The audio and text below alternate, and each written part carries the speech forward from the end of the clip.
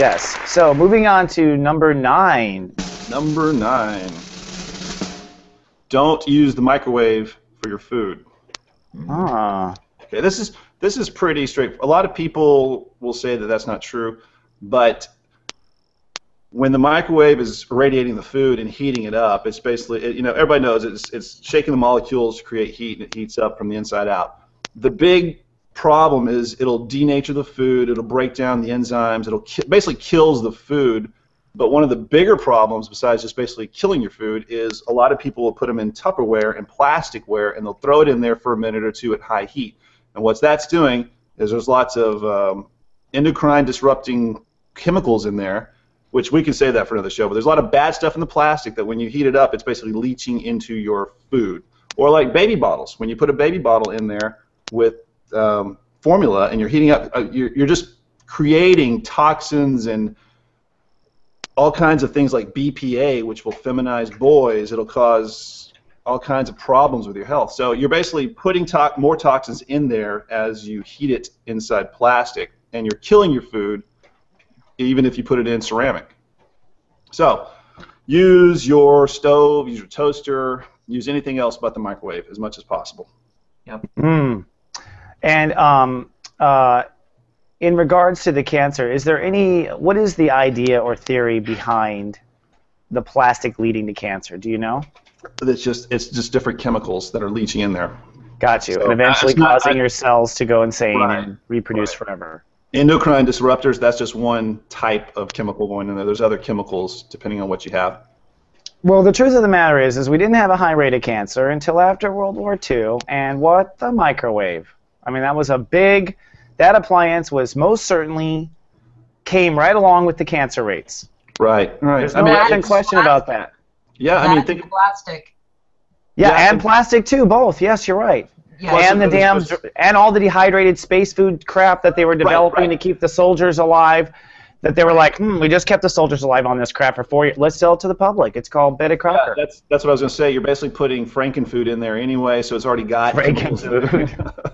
And so you're nuking the frankenfood and the plastics, and so you really don't know what you're creating in that food that you're giving to your kids and stuff like that. So I mean, there's probably stuff besides the plastic in the food itself, the processed food that kids are nuking, Hot Pockets and stuff like that, that they're just consuming at a huge rate. I just want to throw out there for a topic. Is just one day we should do baby stuff. One day, Damon. You've had too many. I always wonder about the formula that they're on, like that formula over a breast milk. And I'm sorry, Danae, what were you saying? Yeah. Oh, yeah. You're just going down all kinds of little sensitive rabbits. As far as I'll tell you about baby formula. As far as the nuking. If somebody wants to ever run an experiment, this is really kind of telling.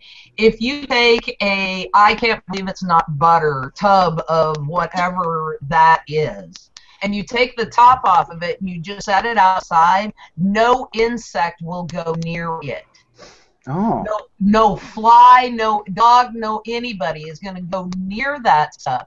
And according to the research that I read, and I don't know where the study came from, but they say that when you nuke your food in the microwave, it changes the molecular structure to one molecule away from a tub of lard stuff of, I can't believe it's not butter or whatever that hydrogenated oil is.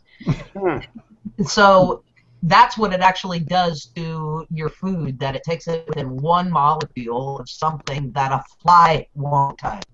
Well, I believe it. Well, what has propelled me to stay out of the microwave as much as possible has been the idea really of spiritual consciousness in food, and the idea that I already know that if you consume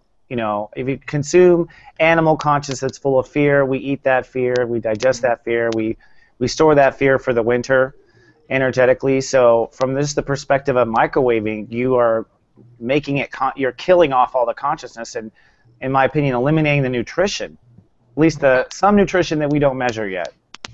Yeah.